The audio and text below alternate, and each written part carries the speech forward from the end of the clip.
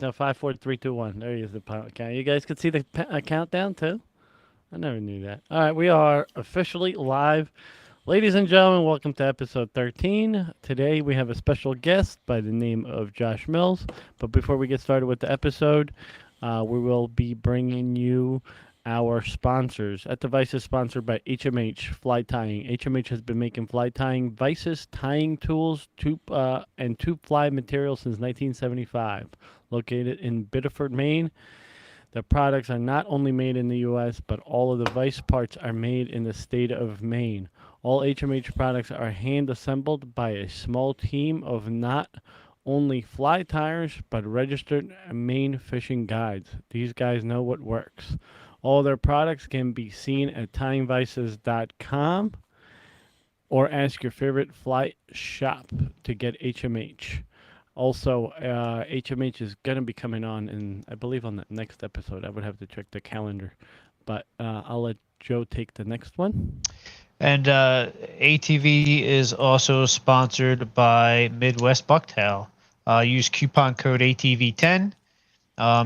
Just sale actually started today and through Sunday at till 12 a.m. ATV10 for all your online bucktail needs. Nice. All right, Josh, so tell us about yourself a little bit. I'm just a guy who's obsessed with fly fishing, and I live out in Spokane, Washington, here close to the border of Idaho, about 30 miles from Idaho, about 4 hours from Seattle.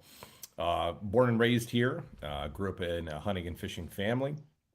My dad and I have been attached to the hip ever since I was able to follow him, and a lot of my background was based in gear fishing and trolling and basic stuff like that. I picked up a fly rod about 19 years old. I'm 42 now. And it was a rabbit hole that I have yet to find the bottom of. And I remember, my dad went out to this lake. We've got a bunch of trout lakes that are selectively managed for fly fishing, and he came back one time, and I was hesitant to start to want to get into fly. I don't know, I had no idea why I didn't want to get into it. And I'm like, Dad, how many did you catch? And he's like, oh, like 30. And I was just like, well, okay, fine. It's time. And went out and started to figure out and learned, how to cast a fly rod and, flail the way like we all do when we first start. And I remember taking my first trip to the Elk River in British Columbia, some of the best cutthroat fishing in the world.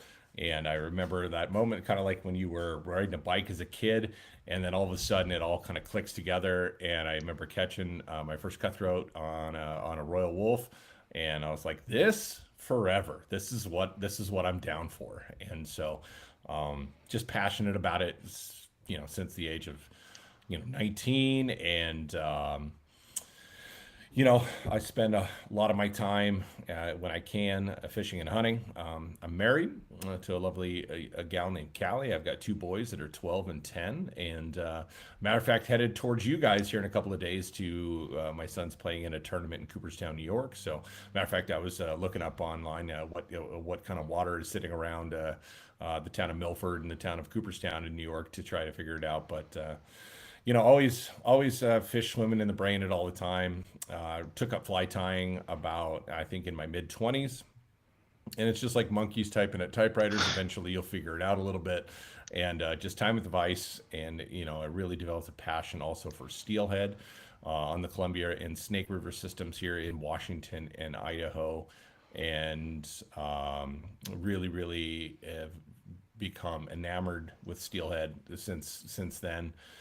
Sit on the board for the Wild Steelhead Coalition, which is dedicated to improving the runs along the West Coast from California all the way to Alaska. And also spent 17 years in advertising on a professional career. And then recently, a couple of years ago, moved over in the conservation realm and now work for Backcountry Hunters and Anglers as the corporate partnership director or coordinator.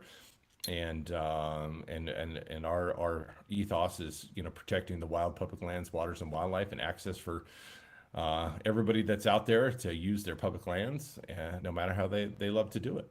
So I'm just a dude who loves to get out there. I'm passionate about conservation and try to tie as much as I can. Typically, I wake up in the morning and tie a couple flies, and before the kids get up, and got to get them off to school during the school year, stuff like that. But um, this is what I love about life is the ability to go out and be outside and be, and try to figure out the riddle of what the fish are biting on. And in the case of steelhead, what they are never biting on or what they have been biting on, because it's always a mystery to me. And I love that mystery that will never be permanently decoded. It's awesome. It's Yeah, awesome. yeah. I mean, it's like people ask me, some people think I fish for a living, but no, I just am really good at being effective with my time because as a father, you've learned to be very efficient with your time. So when you have the ability to go out and fish for a morning or head out for an afternoon or something like that, I take advantage as much as I can. Plus, my wife's awesome. She's like, yeah, she knows when I need my medicine, so Yeah. away I go. That's good to know because there's a lot of women out there that don't allow it to happen, and I think it causes a lot of stress in relationships. And I was lucky enough to score one that doesn't care. Yeah, She it knows. allows me it allows me to breathe. It Yeah. allows me to it's my calm place, when everything else is fast paced and moving. And yeah, I've been fishing a ton because I've been coaching a lot of baseball right now, but that was the other part of my life before fishing really took over and hunting took over was I played baseball through college. So that was a something that I was always chasing that dream for a long time, but you just shift your passions and be as efficient with your time as possible. Yeah, that's what we all do. Yeah. Yeah. Before you came into for our audience, we always have like a waiting room, and we do like 15 minutes before the show. But Sure. before even Josh came on, before you came on, Joe started asking me questions, and I'm like, dude, calm down. I don't want to give the wrong answers away. We got the expert coming in. He's gonna tell us everything. Yeah, So, I have no problem. I'm an open book, boys. Oh, good. uh, Because I want to back it up, George. Because when Josh said he fishes the Snake River near Idaho. You live near Idaho. I was always enamored by the Snake River, and I'm looking Yeah, at it on a map now. sure. Boy, that's a big, long river. So I was Giant. wondering, I'm like, how the hell is there steelhead in Idaho? Right. Like, I guess they travel that far. I mean, Absolutely. that's 100%. unbelievable. That's like what, 1,000 miles? It's like 600 to 800 miles in some of the rivers that we go to. So I live 2 hours from my first place that I can fish for steelhead, and that's down in Lewiston, Idaho, or Lewiston, Idaho. Or there's two sister cities. Is the other one? It's Clarkston, Washington. They're separated by a bridge, right there. So the steelhead come in the Columbia, and then they pass four dams, and then they hit the when the snake comes into the Columbia, and then the Columbia then goes up and goes north, straight up towards Canada.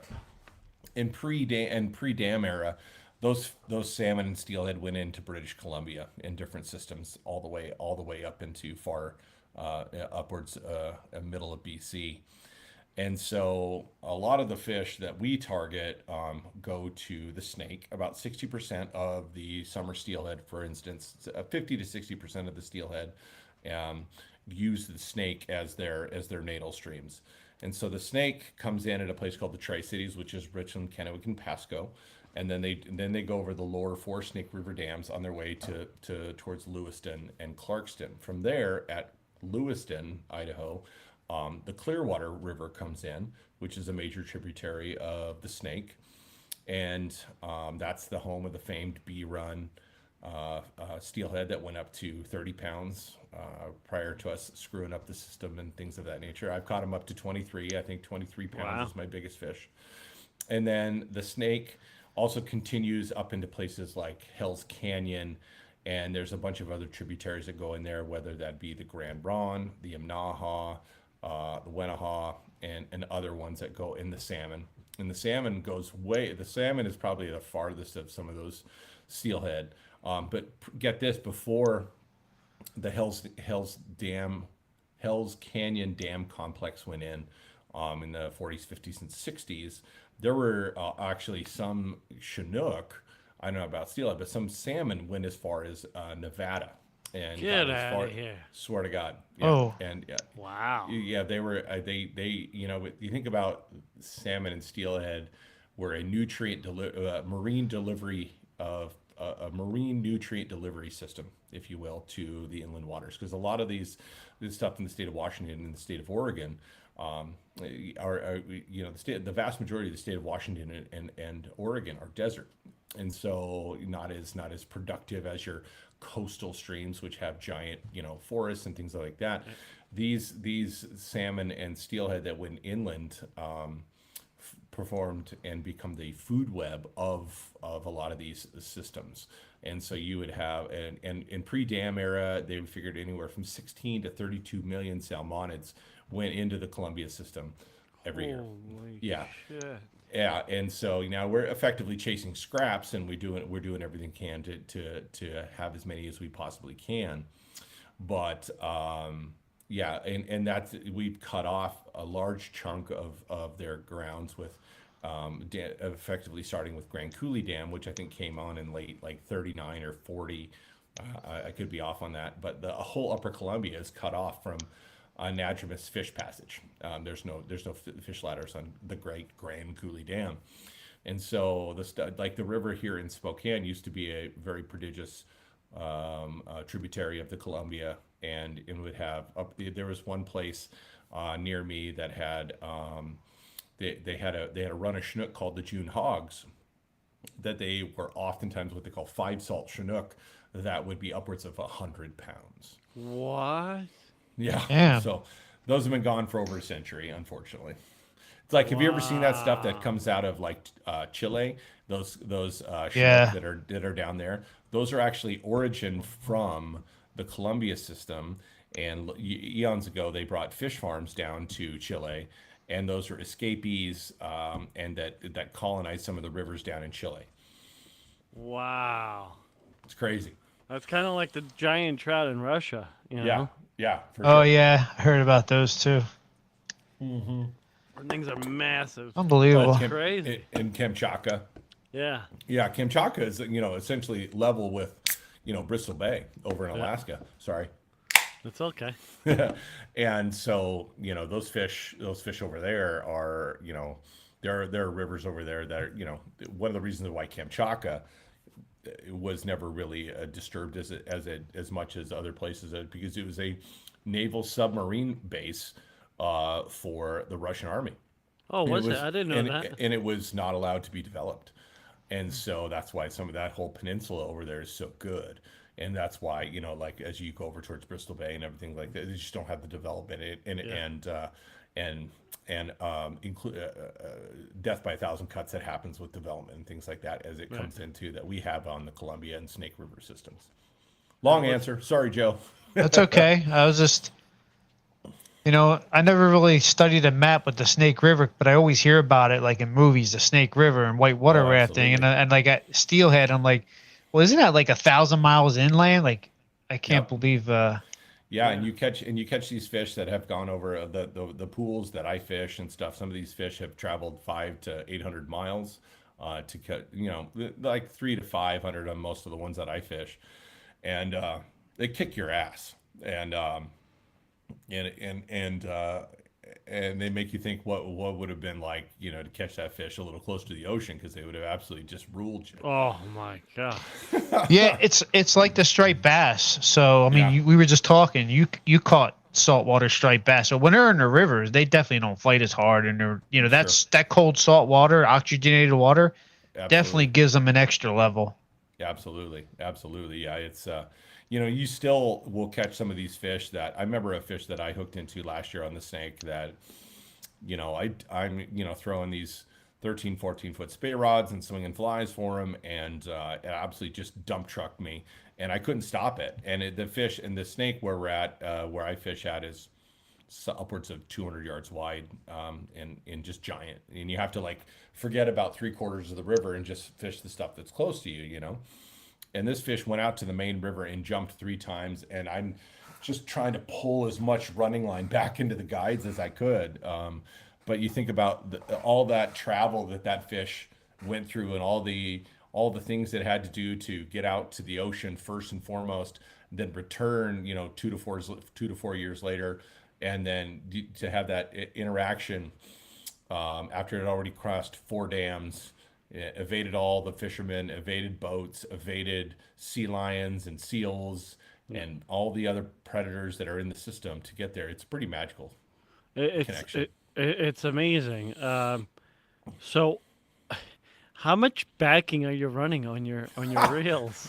The best part about this is that it's like a lot of what I fish. When I'm fishing for salmon, I fish mostly for. I don't really fish too much for salmon because it's a little harder to get them on a swung fly. But I'm fishing a lot of older. I became a antique hardy reel devotee. Click balls and things like that. And a lot of times, you're fishing click ball reels. There's no real drag, right? But what you're doing there is you've got maybe a Skagit head or a Scandi head, and then you've got, running line behind it. Truth be told, you don't need all that, but you're just trying to take up the capacity of the line to be able to balance out the rod and make it a good system. But, I'll put 100 yards of backing on it. Do you see 100 yards of backing? No. Is it there to just hold space? Most of the time. Yeah. Well, you just never know. What? You might get that 100-pound, Yeah, salmon that you've never seen. One time I was on a real cold streak that sometimes happens to us, and I'm fishing the snake, and I had been like 4 or 5 days without a grab, and I was losing my mind, and I hook into this fish finally, and I'm all excited, and it ran out to the mid river and circled on a rock and broke me off, and then right in front of me, I see these bubbles starting to pop up in front of me, and I'm just going, well, what the hell is that? And I was like, and then I see this nose coming up, and I'm like, God, is that a shit? No, it was a 7-foot sturgeon came up and went whack right in front of me, and I was just like, we're not catching those on that, but we catch them on gear sometimes. But you never know what kind of river monsters are laying down there.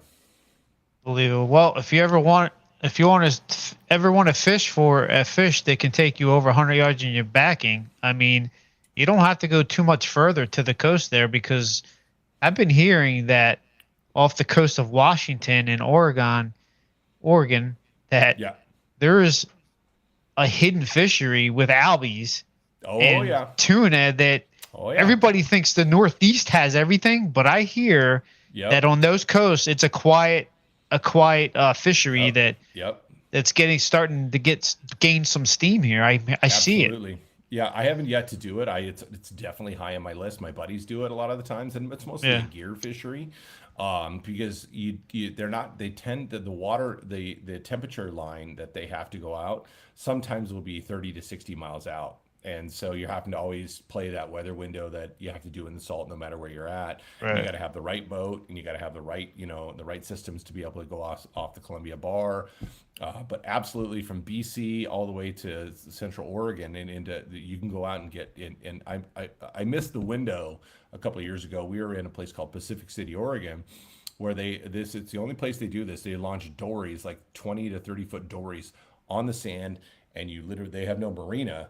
You just go out from the beach, and you run out through the chop line and go out, and the right temperature line came in within like a mile of the and guys were fly fishing for albacore right there, and I was like, oh God, it's because the other thing I like this is as a hunter and a fisherman, I always like to harvest game when you can, and those albacore are pretty fantastic food fish.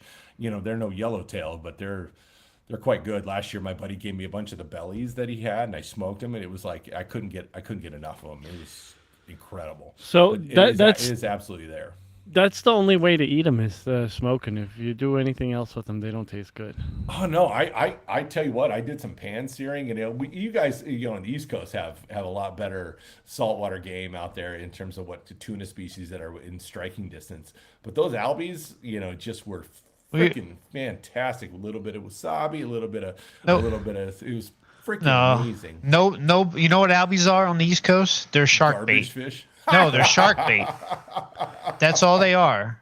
For fly guys, they're awesome game fish, but most guys, like from Florida, they catch them for shark bait. No, is there a difference between false albacore and regular albacore? Yes. Yeah. So these are So- regular albicores. Right. So they Yours were are really regular different. albicores, but they also got regular false albicores out there too. I saw some video sure. of those. So it's amazing because they're Yeah. down in Mexico. So I get Yeah. they're in the Pacific. They're just riding the current line, you know. Yeah. Like a couple of years ago when we had some real issues with oceanic conditions that really boxed down and kicked our salmon and steelhead in the teeth. Somebody caught a marlin off the coast of Alaska. I mean, it's just crazy. Like there's some Dorado being caught off of Oregon, and you're just like, what? Yeah, that shit's We're- happening over here too, though. We've Yeah. gotten tarp in Jersey. Well, so my buddy just told me today, my buddy Joe, I'm like, Joe, I asked him to come out with me cobia fishing this past Tuesday. Dude, we got a great window. I can't find Yeah. anybody who wants to go. He's like, cobia? I'm like, what are you talking about? I'm like, yeah, dude, there's cobia. So then today he calls me because we're semi-quasi maybe doing a trip to Cuba. But anyway, he's like, dude, someone told me that there was a school of cobia in the Raritan Bay today. I'm like, yeah, I told you. Every year they're making a stronger and stronger run up north. here. Yeah. Right. Yeah, I've been talking to our boy Cermelli a little bit about that and hearing about what you can catch in Raritan Bay, and it just sounds fantastic. Yeah. He's also, by the way, he's like, what the hell? I'm a guy that's local. I haven't been on this podcast, and you're going to be on a podcast from 2,000 miles away. I was like, He's got his own podcast. I think he was just flipping me shit, so it's no problem. And We're not nobody big. The only reason like I have you on is because of what you do and what you've Right. done, and I got involved with you. Absolutely. So and Joe spin fishes too much. yeah. Understandable. So since we're on that whole thing, so you kind of briefly touched on what you do and what you've started doing. Sure. Talk about some of the fundraisers. Like, what do you guys do? What do you raise? Why do you do Sure. it? And things like that. So just so people know. It's just been it's one of those things where you feel like you caught the literal tiger by the tail. The first one started back in, because we can all bemoan social media for being shitty and sometimes like that, and not bringing out some of the worst in people and things like that. But I think it's always just a tool that gives us the possibility to spread message of no matter if it's good or bad. But I choose to try to find the good in people, right? So I remember seeing some of the pictures that were coming out from the Hurricane Dorian disaster in the Bahamas. And I was just sitting there, and I think one of the stats I heard is that, excuse me, is that Grand Bahama and Abaco, I think the highest point of land is like 30 feet over sea level. Sea level, yeah. And there wasn't anything on those islands that wasn't swamped, and just utmost devastation. And I've never been to the Bahamas, because my saltwater, for the tropical stuff has been limited to Hawaii and Belize at the time. And so, but I know, so many, we're all connected. We're all 1 degree of separation in this fly fishing world. We know somebody that's been to a lodge, or know somebody that owns a lodge, or, that how much their tourism and everything is dependent upon sport fishing. And so it was literally one of those idea strikes you in the shower moments. And I was like, well, I can cut a check maybe, but maybe we can do a little bit more damage here, raising funds for folks in the Bahamas. Maybe why don't I just put up a dozen flies on Instagram and see what happens, and see if there's a way that we can turn this into a fundraising vehicle. And then I got connected I got a good buddy, Brian Gregson, who's one of the preeminent photographers in the fly fishing industry. He works for Yellow Dog. He does, you see Brian's work all over the major brands and everything like that. And he really kind of got behind it and kind of got me pumped up. And then we worked a little bit with, there's Fly Fish Food, and that's Cheech. If you follow some of the stuff that he does, Yep. And he, suggested, why don't we coalesce under the hashtag Dozen for Dorian? And then all of a sudden I had dozens of people figure out how can they get involved. And so what we ended up doing is creating micro auctions on individual Instagram pages throughout the country. And there was stuff coming in from, I remember one time we had something from Sweden, from a tire over in Sweden. And basically, it was the 7-day auctions that we were putting up, and it created this groundswell, and we were able to raise, I think it was $43,000 in a couple of Wow. weeks for the disaster relief in there. And the great thing is that we worked with Yellow Dog Community and Conservation Fund. They're accredited nonprofit, so we were able to put the money directly towards, things like diapers and medicine and things, not so much, rebuilding lodges, but it's, just going to the people that were in the most amount of need. And it was like, holy shit, this is a pretty amazing situation where we were able to do this. And, I thought, maybe it's just something for that time. And then, about 3 or 4 months later or whatever, I lived in Australia for a little bit playing baseball, and those raging wildfires went across the continent of Australia. I think that was in 2018 or it was 2019, and I was like, let's do flies for wildfire relief, and so it was dozen for down under, and we raised another $35,000, and I was like, okay, now we have something that, this isn't just a one-off, but it's something that really can and has legs. And the end all be all is, I think, I haven't done a great job of doing the accounting of everything, but I think we're well over $650,000 in the last 3 years raised for different causes. The one that was the most near and dear to my heart are for people in need. Sometimes we had a gentleman named Andrew Grillos. Andrew was a big time member of the West Coast fly fishing fraternity. He guided in Bristol Bay for years. Lived in Bozeman. Lives in Bozeman. A very high and well thought of fly designer for Umpqua. It's short of his 40th birthday, he had a freak stroke.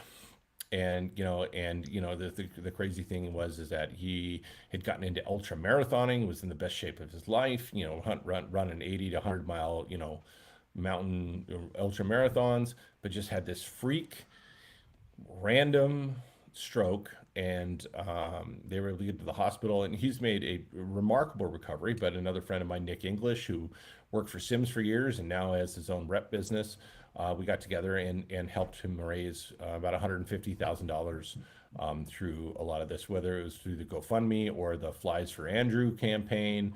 And it just makes me felt fantastic that we can rally our industry to all these different things. And it's kind of a dubious thing to be known for, because it happen when shit happens, then we can fire up the band like we did. A couple of months ago, there's a gentleman named Tanner Smith who works for Trout's Fly Fishing in Denver. He's 35-ish years old and was diagnosed with stage 4 gastric cancer. And we were able to raise through our I think we did about 80 or 90,000 for him, but his GoFundMe went over the top of $215,000. It's just Wow. we exist in an incredible giving culture of people that will give you their shirt off their back. But it's really cool because it doesn't matter if you're uh, you know you don't have a ton of impact out there and you have 100 followers on Instagram and you raise $50, or if you're like we did one for the Hurricane Ida that smashed into Florida. And we had people like Nautilus and Carter Andrews team up for a trip, and G Loomis, where that raised $15,000, for a 3-day trip fishing with Carter Andrews. It was that kind of thing where it can stay extremely grassroots, and then also the industry itself from the manufacturers out there can get behind it and raise a ton of money. Yeah, yeah. It's always good when the industry could come together, especially, Yeah. for something good. Yeah, Um, absolutely. so we kind of started focusing on like fish safety and stuff like that, and Absolutely. the fundraising is great, but I also want to talk about this because this is a big thing for people, especially that are looking to go fish for steelhead at West. Sure. You're a big guy about fishing reds, fishing certain temperatures, certain rivers, and things like that. Right. Can you give us like a little lowdown? Like Johnny's got some questions about steelhead here, Sure. and just educate us. No problem. I think, if you back off from just steelhead in itself as the pinnacle species that we all tend to chase out here, even in the Great Lakes and things like that. Salmonids itself just do not have, they're not bass. They're not, they're not a spiny ray fish that can exist into higher temperature levels. And when as the temperatures go up in the rivers, then we have real issues with dissolved oxygen throughout the water column. And so the ability for fish to fend off stress when the water is high, they just don't have the capacity in which to recover.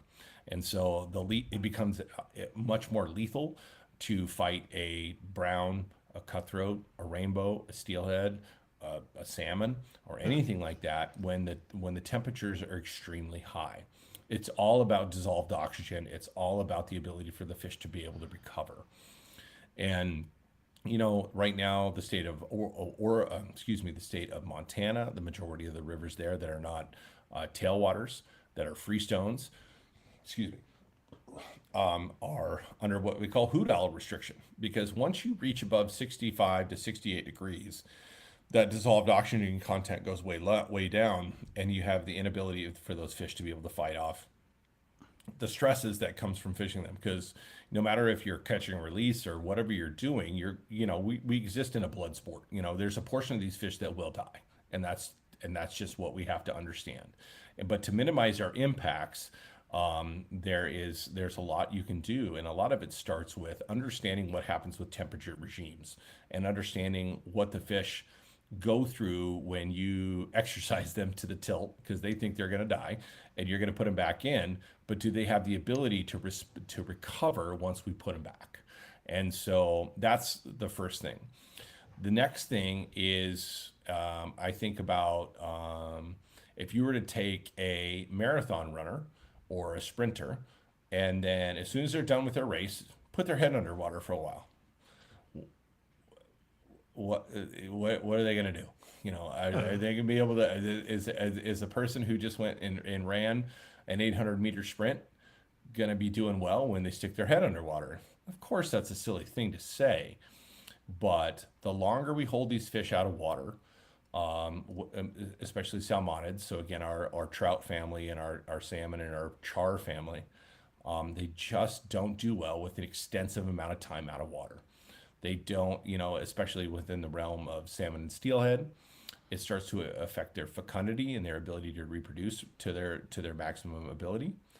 So I think, it's imperative for anglers to minimize the time of air exposure, especially when you're dealing with mixed stocked fishes. So like for me, we deal with out here, we have hatchery and wild fish, which are denoted a lot of times, you can tell by they're missing their adipose fin.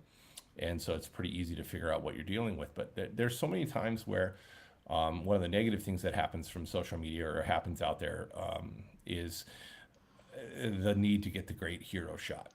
And to be honest with you, it starts to, when you first really get going in fishing and first really get going in fishing, you're pretty excited about the fact that you drag the dragon back to the fort and we're able to show it to people, right? But I think some of the most conscientious anglers understand how fast you need to get that fish.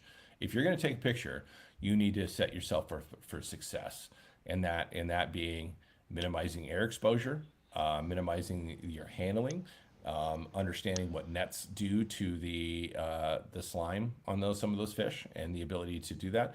Now, again, some of these fish are going to die, and that's just what's happened. But if you're intent on releasing some of these fish, what you got to realize is that some of the best pictures don't have to be outside of the water.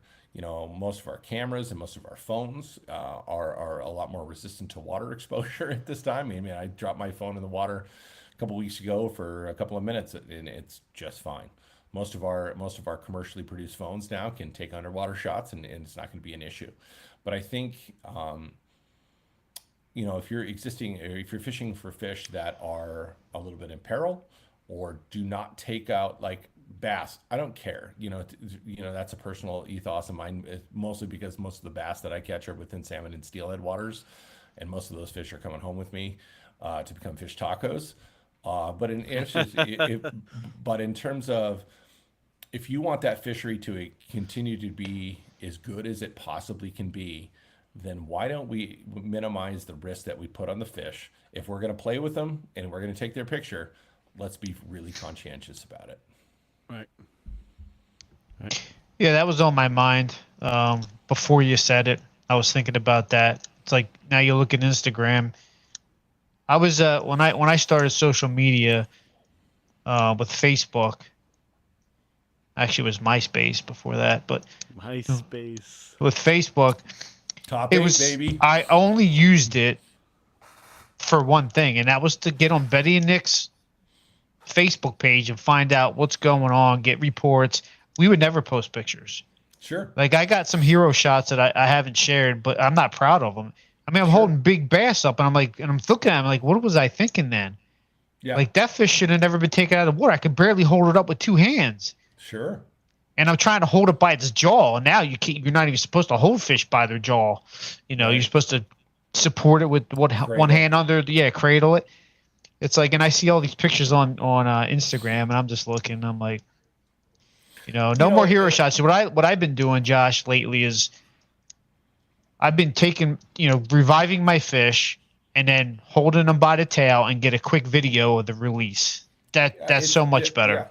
Yeah. It looks so much better, and I think that it's just about I remember the first time I went fishing to Belize, and I had to get a picture of, and this is like 2008. And I had to get a picture of every fucking bonefish that I caught, and finally the guide's like, do you need a picture of every single one of them? And I was like, I just wanted to go crawl in a hole, because I was just like, it becomes gratuitous at some point, right? Because why are we doing this? Are we doing this to get the glory? Well, of course there's some of us, and I'm not one of the persons that doesn't say that I don't post pictures and things of that nature.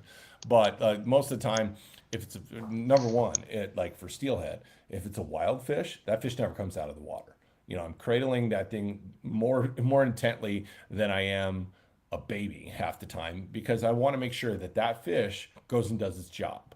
Because that fish was born in the river, in my instance, swims past 8 dams, goes through thousands of predators, goes and does its thing, goes out in the North Pacific, comes back to me, right?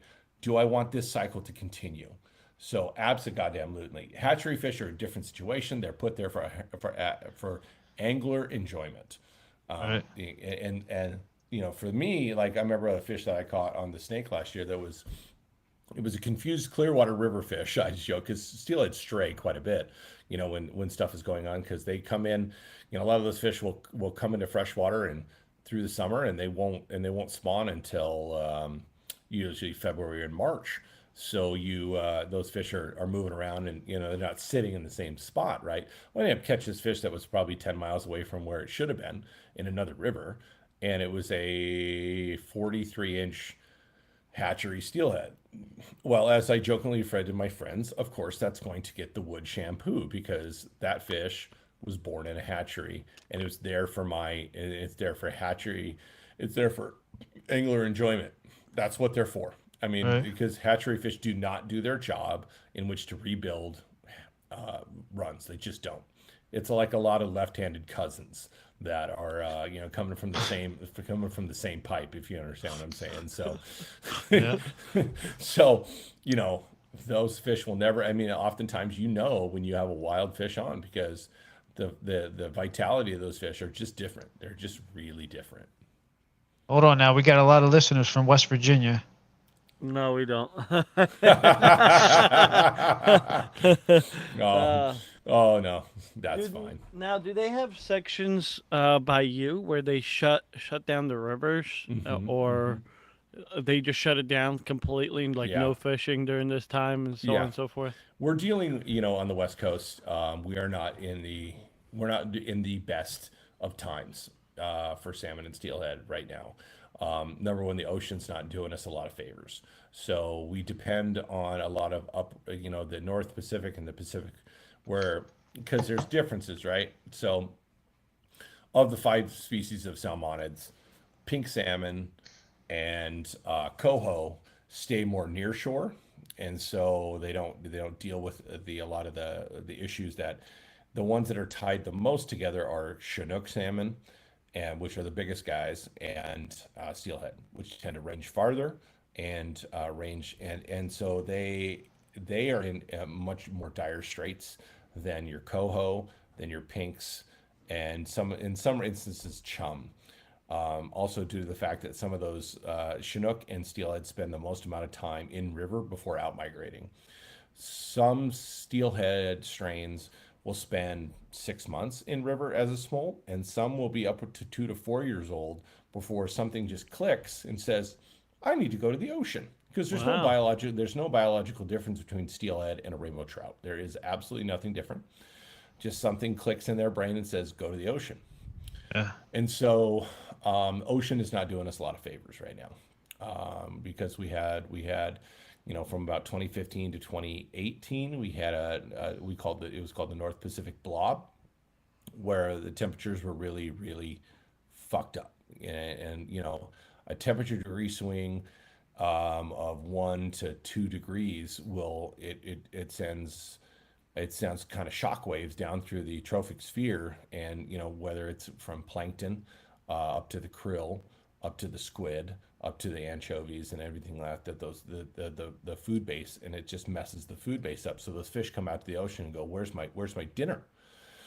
And so, when that happens, it doesn't do well for returns. And so we've had from 15, 17, 19, 21, and we're probably not going to have a great return this year on the Columbia River system. So, back to what you're saying, do they close things down? One of the most famous fisheries in all of steelhead, the North Umpqua, is just announced that on July 31st, it's going to close for the remainder of the summer That's great. because, they're not getting the returns as anticipated. Plus, they're having issues with what they call thermal blocks, because there's some portions of rivers that run a lot hotter, and those fish just hit the brakes and do not go to where they need to go. A couple years ago on the Columbia, they had a run of about 600,000. Actually, I think this is 2015. It was 2015. We had really hot water in the Columbia. In certain places, it was running at 70 to 74 degrees. And this run of sockeye were coming up the upper Columbia, and they sit and wait for this one particular river to come into shape and to get a higher flow bump. Well, they had upwards of 500,000 of the 600,000 die in river because they just cannot. This goes back to your fish handling. The sockeye have the least ability to deal with higher temperatures. And so you had 500,000 of those fish die. And in river, and matter of fact, they were having like 8 foot sturgeon come up dead because they're eating so many dead sockeye that were stuffed because they had fungus on them, that they had toxic shock syndrome or something, that were causing giant sturgeon to go crazy and Wow. die. And so, the fisheries managers, depending on the state, can be very have issues with that. We have issues especially in coastal streams, especially with winter steelhead, which come in typically anywhere from November through April-ish. We're having real problems on the Olympic Peninsula, which is, the most publicized last best place on the West Coast. And Joe, like your wife was saying, she wants to go out and see all the twilight stuff. Yeah. That's a place where out there you can catch a 30-pound steelhead. And we are loving these sons of bitches to death in some respects. So that sometimes that we have the issues of, they do pull the reins back quite a bit on some of these systems, because we're just not getting the returns that should be. Because it's, they call it the 5 H's, of which I'm going to screw this up because I do every single time. You can go to the steelhead coalition.org, which I'm a board member of, and everything is fully well explained there. But it's hydropower, it's humans, it's heat, it's habitat degradation, and I can't ever hit the fifth. I apologize, or humans is the fifth, because we've kicked these fish in the dick so many times. But the cool thing is, though, give them a chance and they'll come back. And if they're given the opportunity. And one of the coolest stories that I love to tell is, I'm a big proponent of dam removal when I it know makes exactly sense. what you're going to talk about. And so, I'm a big advocate for the removal of the lower four Snake River dams, and I'd come back to that. But one of the coolest things that was ever happened was the Elrod River, which is out on the Olympic Peninsula. taking lessons from what happened on the Penobscot and the Kennebec and other places like that. Um, there's two dams there. It basically had closed off everything but the lower 5 miles of the river. Yep. And matter of fact, they were one of the first. The way that the way it was legislated is that they were not supposed to be able to block anadromous fish passage. And those dams did. And so it really brought the rise of what we refer to as the hatchery industrial complex across the United States, within regard to salmon and steelhead. And so because they were trying to like, we'll just make more in a hatchery. We'll just make more. But anyways, Elwha, they take two dams out in the early 2010, I think 2015. My numbers are off on it right now. Um, anyways, what's really cool is that the most of the river itself lies within the Olympic National Park. So what that meant is there was never any hatchery supplementation above the river into the reservoirs and everything that happened above that. And so what happened is they removed these dams, and it became the ultimate petri dish to see what would happen when you restored anadromous passage. And so these fish, the summer steelhead, all of a sudden felt the pulse and said, "We're going to go out to the ocean." And within about two life cycles, they had upwards of 2,000 returning adult summer steelhead on the Elwha. Essentially, fish that had risen from the ashes of not being able to go out, and they had Chinook. Within months, were spawning above the dam site for the first time in 110 years. And so, if we get out of the way of these fish, they'll do their job. Yeah, in fact, you talked about Penobscot. They're knocking dams down there too. So hopefully they start getting runs of and restoring the Atlantic salmon. Yeah, or just anything. It's just the food web, like, right? So, Yep. whether it's am I saying this right? Alewives, or Yeah. how do you Alewives. Alewives. or bunker, or any of those kind of fish Yep. that are dependent upon their ability to get to up and spawn, and that ability to do that. I always think about, like, there are dams out there that serve a purpose. And so, like, the thing that I am the most biggest, like, the thing that I hope to see before my life ends someday, is that the lower four Snake River dams are removed. And so with what happens there is, there are four dams on the main stem Columbia that I believe are the, sorry, I got to plug my computer back in here. My apologies, guys. That are essential to the hydropower system and producing the right amount of electricity to power our states.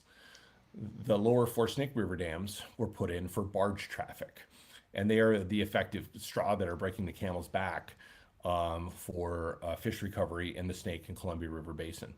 And so we're working really hard to try to get federal approval of those dams coming out, because what's really happened, the next big test case is on the Klamath River in Northern California and Southern Oregon. There's four, I can't remember dams that are specifically there, but Pacific Corps basically gave them back to a consortium of regulatory agencies, because those dams have outlived their life cycle. They're not finite. They're not going to exist into perpetuity. No. So these dams are coming out right now. And the Klamath was once I think the second or third largest salmonid producer on the West Coast. And those things are coming out right now. And so That's it's awesome. another test. It's another test case, whether it's, the stuff on the East Coast, whether it's, barrier dams that are coming out left and right, because they just no longer serve a purpose.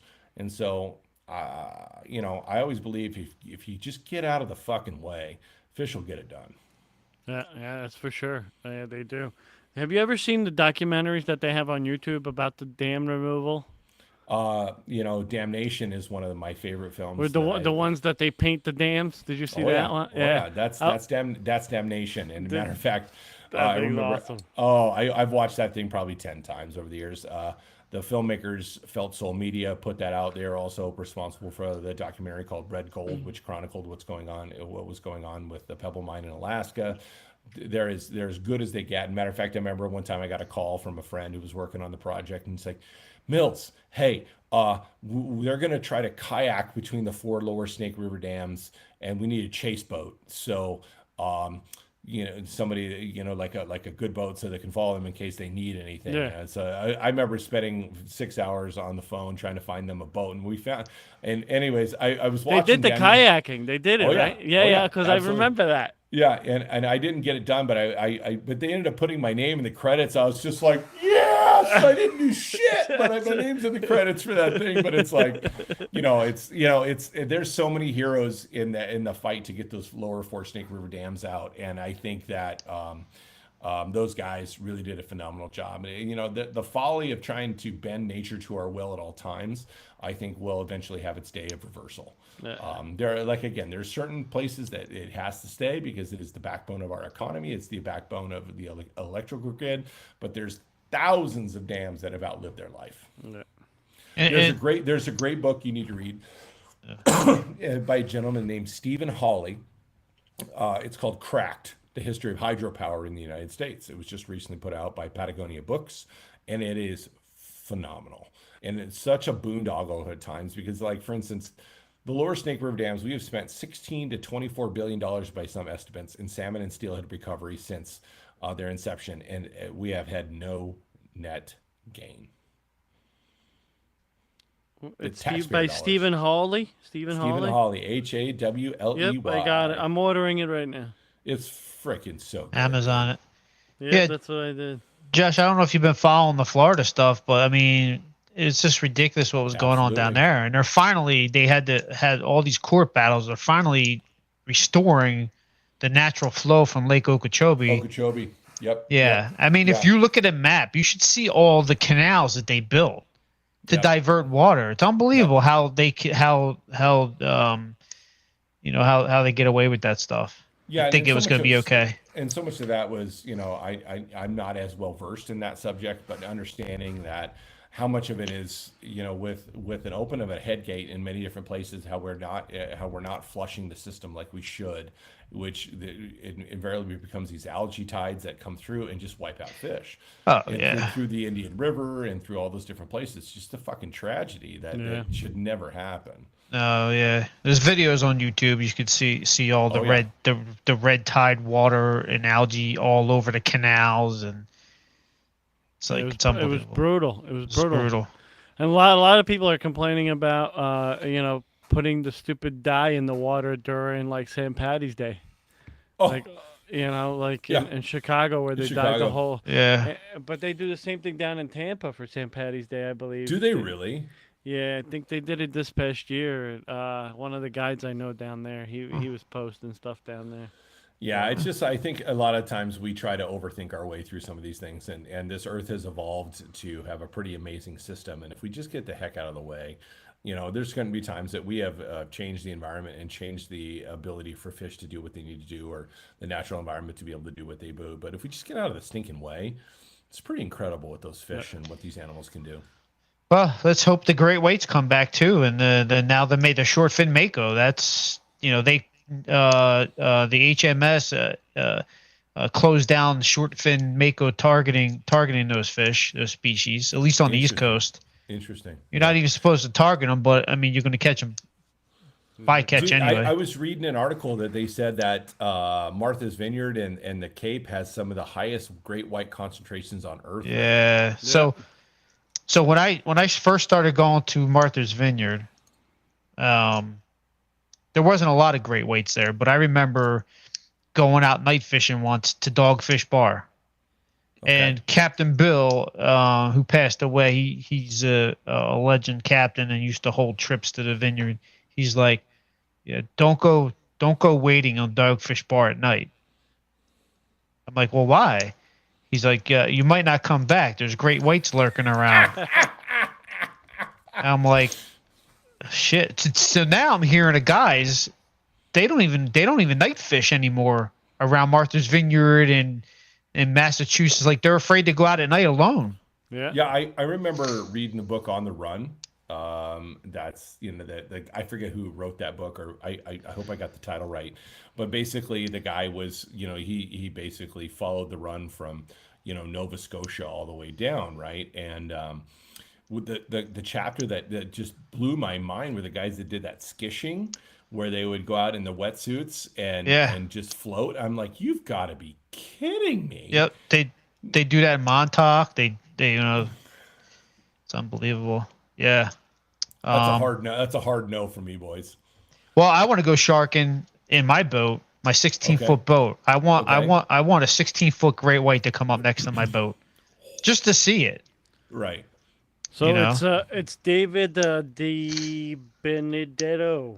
David, yeah. Correct. It is one of the best. That's what struck the first time that real lust to go catch striped bass.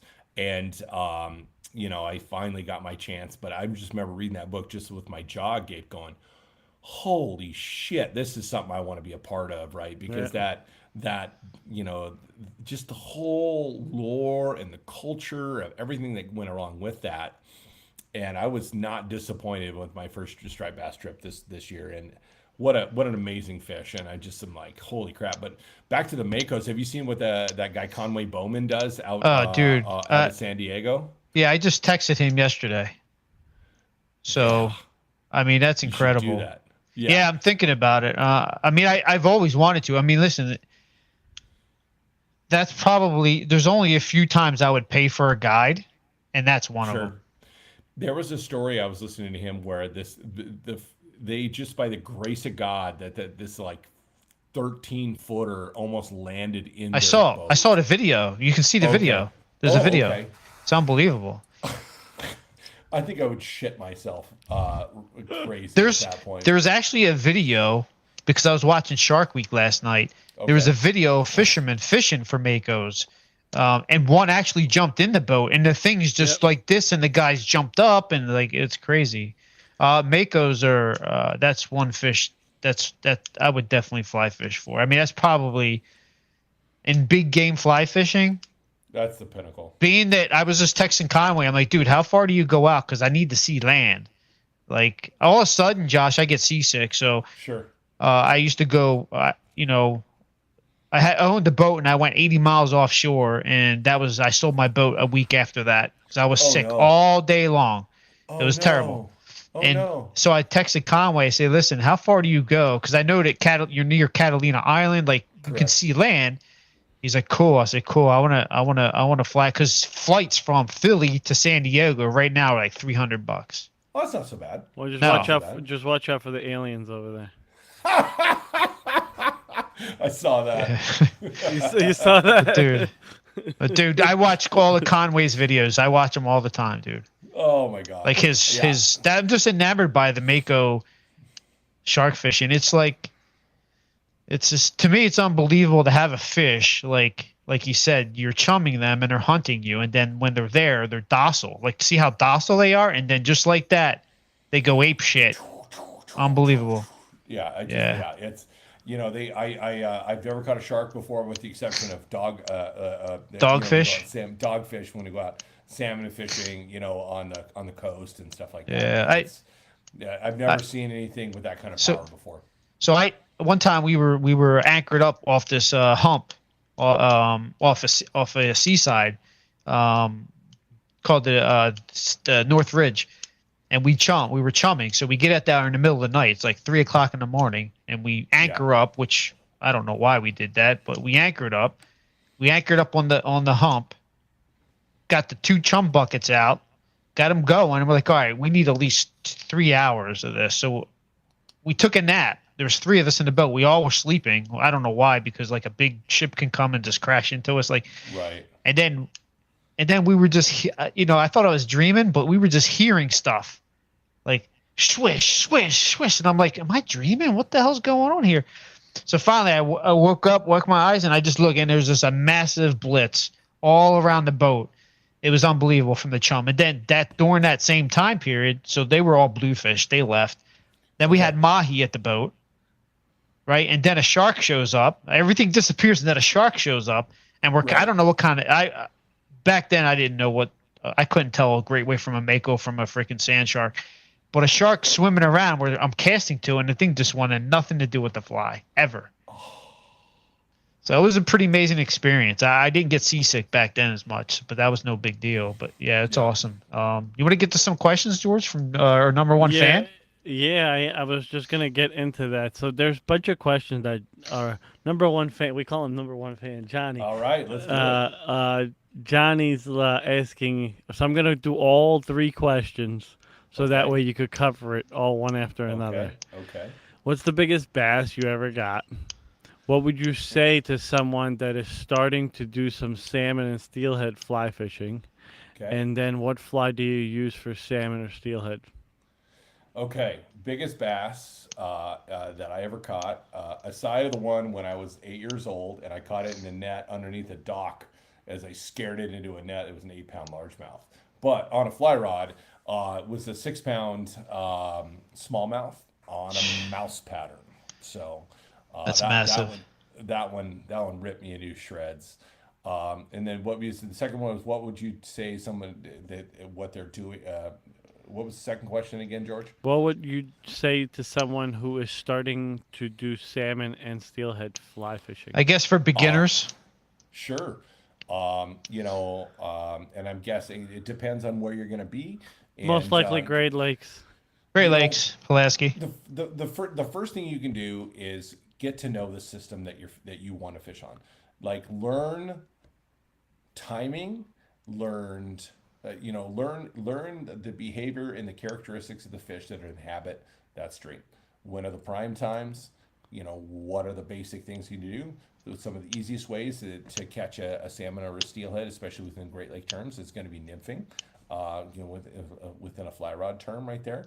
Because there isn't anything that swims in a freshwater environment that doesn't love an egg fly, or for that matter, a stonefly or something of that nature. Woolly bugger. Crystal meth, or any of those kind of things like that, right?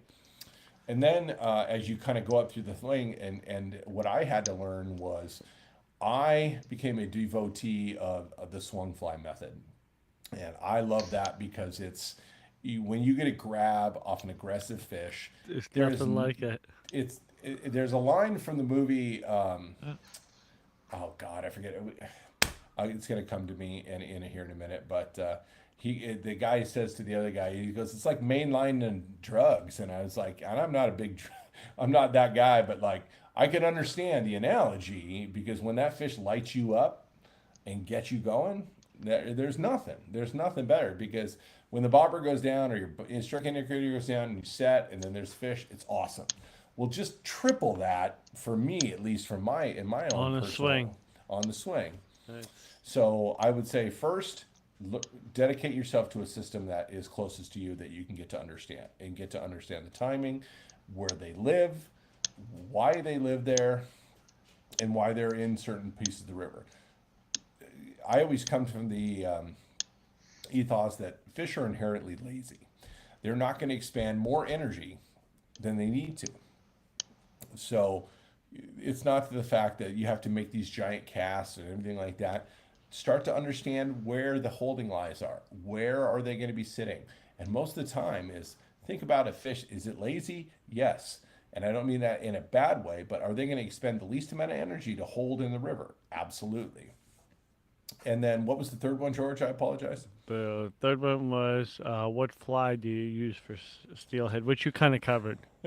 Well, egg patterns number one. But coming back to that, I get that question a lot because I tie a lot. I tie a lot of flies. I tie a lot of traditional patterns. I tie a lot of big intruders. I tie big leeches. I tie all sorts of crazy shit.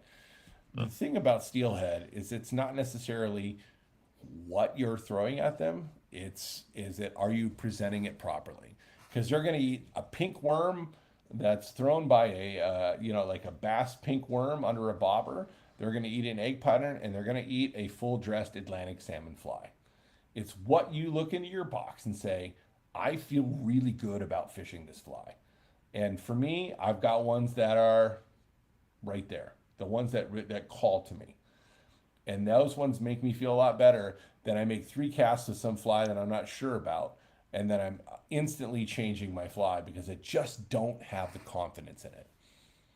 Undertaker is mine. Oh, that's a good one. Egg sucking leech. Absolutely. Johnny, Absolutely. I'll tell you, if you go to Pulaski in October, actually maybe December. November, this end of November into December. Oh I well, you love could do it cold all. water. You could do it all Love winter, it. but the upper section, lower section, but you need to walk a little bit because if you fish right by the parking areas, You they're get lined. pounded. You're lined up, and it's easy to fish that river too. You don't need to really cast. I went out there a few times, and it's not for me. I would do the Josh Mill style spay casting, 100 feet across the river. Oh, it's But the this best. the salmon river is like you're dinking and dunking, like throwing your Sure. let, just flopping your fly and then drifting. Like there's some Yeah. sections you can spay cast on too. You have to get away. And also there's a what George I went there a couple times too. We have to pay. Is that the fish hatchery, right? Douglas Run. Douglaston? Douglas Sound Run, yeah. So that section too is a good section, but I would stay out of all the other sections. I wouldn't- Nothing's more fun for me than throwing things like this on the Ooh. dry line and getting it, just because those fish, if you get them in the right place, like muddlers and stuff like this, Yeah. that just makes me happy. Yeah. That's what I wake up and get excited about. If you're gonna go into PA and you're gonna fish you're gonna be nymphing the whole time, and you're sight fishing the whole time if you're gonna go to PA and fishing that section. Sure. But Sure. in PA, New- Pennsylvania, is it Pennsylvania? Is that what you're yeah, saying? so if you go up to like the Ohio systems, like they come Yep. into the Erie's, Lake Erie section, it's all Yeah. sight fishing. You're sight fishing with with eggs or Sure. nymphs, and that's what you're doing there. Sure. You're short, just like literally nymphing right into the fish's mouth. Yeah, and you're getting like 300 fish a day if you hit a good river where it's up high.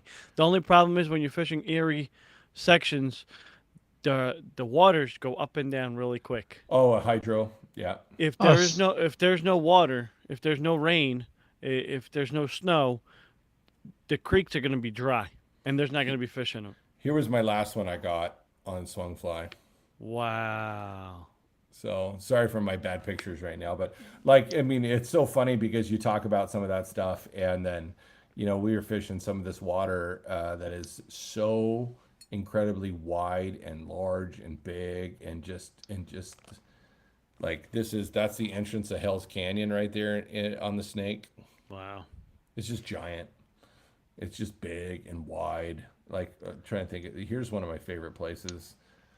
This is a run that we call the airport, and it's just Wow. giant. Wow.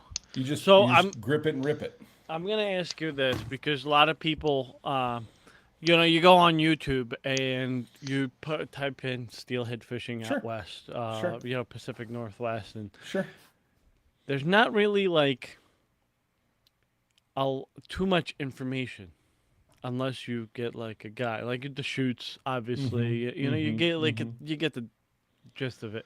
When is like the best What's time the to go timing? out there Yeah. to actually target fish that are safely to be safely caught and you're not going to stress them out, and like what would be like a decent place to start, and like possibly where you could do like simple lodging where you stay in a motel and where it's inexpensive, because you could get the lodges where you get guides and all Yeah, that. you But, don't necessarily need you that. want a DIY trip, basically. Yeah. Like, is there Yeah. state parks and Call stuff like Josh. that you can get to?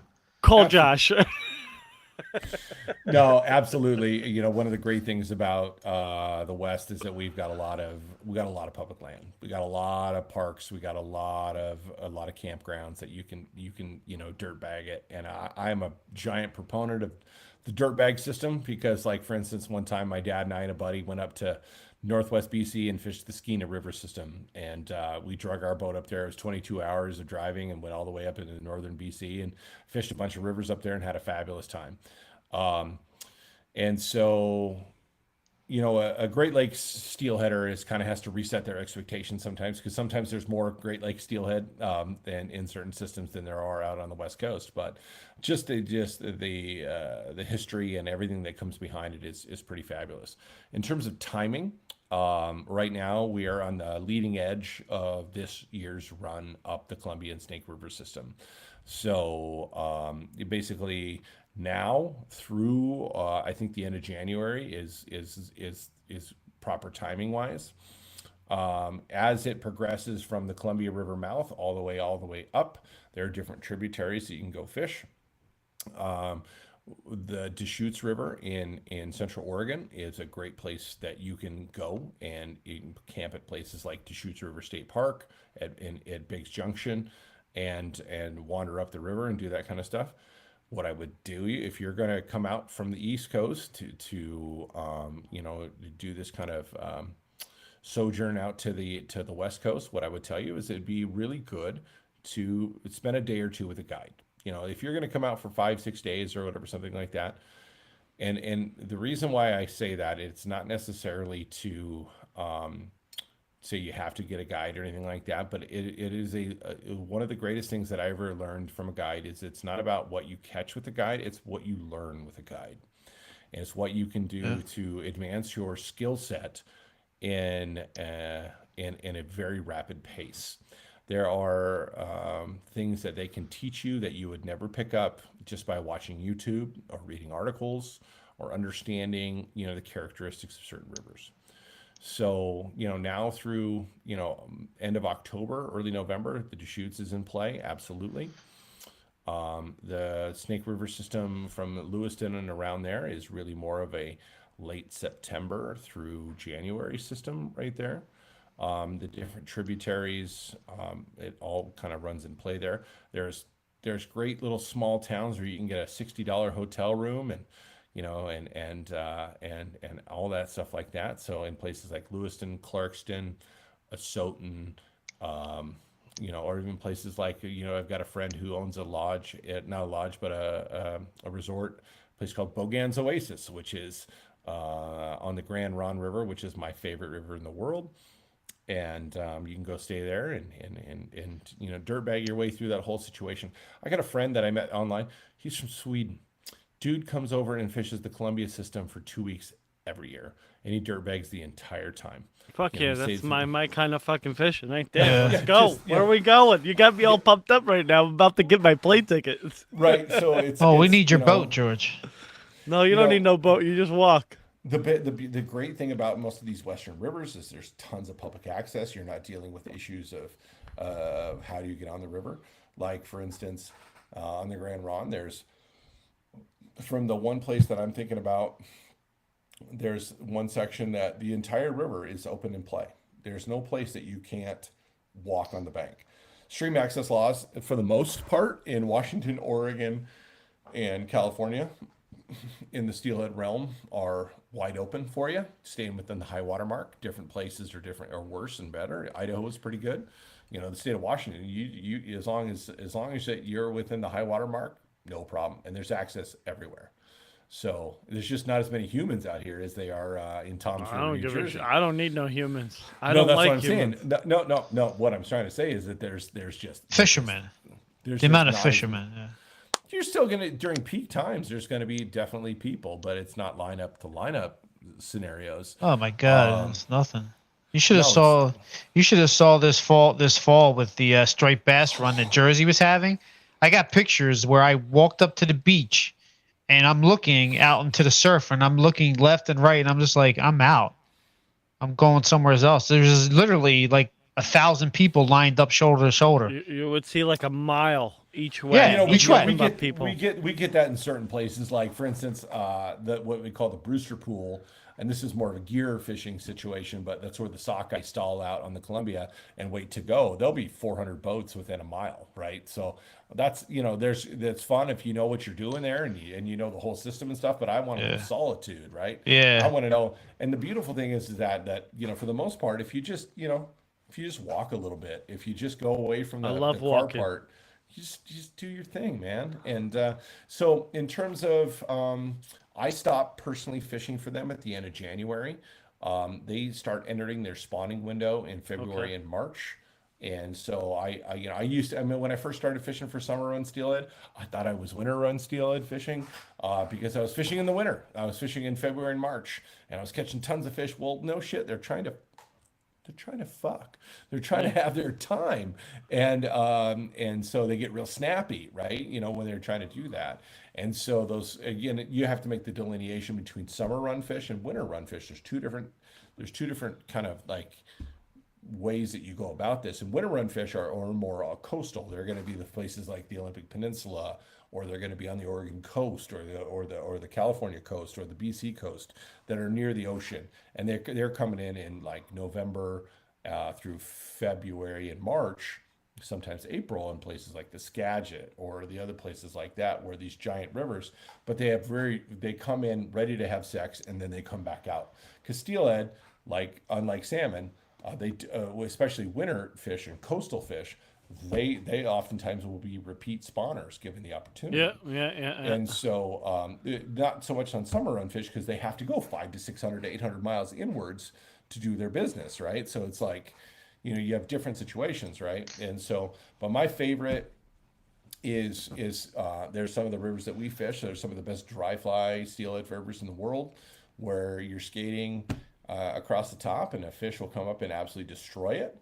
But I have to temper everybody's enthusiasm to understand that we are not in the greatest place in terms of run sizing right now. Where last year we had 130,000 fish over Bonneville Dam, which is the first, dam in the Columbia River system. There should be 300,000 fish, and so we've got a hole to dig out of here, and that's why I do a lot of conservation do for the Wild Steelhead Coalition and for backcountry hunters and anglers. And so it's just like, we have to temper with the fact that we don't have to catch every fish, right? So, a good day, you have a good interaction with two to three fish. Fuck yeah, great job. All I need is one. I just need one. Yeah, and like the last one I caught last year. Matter of fact, I've got a buddy who works for Umpqua, and he was coming out from Denver. He had spent years and years and years in the Pacific Northwest, but he had moved to Denver to work for Umpqua, and in Louisville is where they're from. Anyways, I was telling him, I'm like, I am not. You've driven all this, you've flown out here, done all that you can do to try to be a part of this. So I'm like, you're going to be first through the run every time until you land a fish. Well, at one point, he decided it was he needed to take a break for a minute and sit on a rock, and that's when I caught my fish. And I was just like, I have more fun watching other people experience the greatness that can be in some of these rivers. And we laughed. And so the next day he had to take a break for a second too, and I caught another fish. So I was like, do not allow yourself to go to be the last. He ended up catching a couple of fish at the end of the trip, so it worked out. But it was good, definitely. All right, so we're going to move into the after hours. Guys, thank you for stopping in. If you want to see the rest of it, go to the podcast. That's it. Period. Done. Thank you, guys. Later. Babe. Did we have some viewers today? Yeah, we reached 9 viewers. They were coming and going. Nice. Usually, typically that's about what we get. All the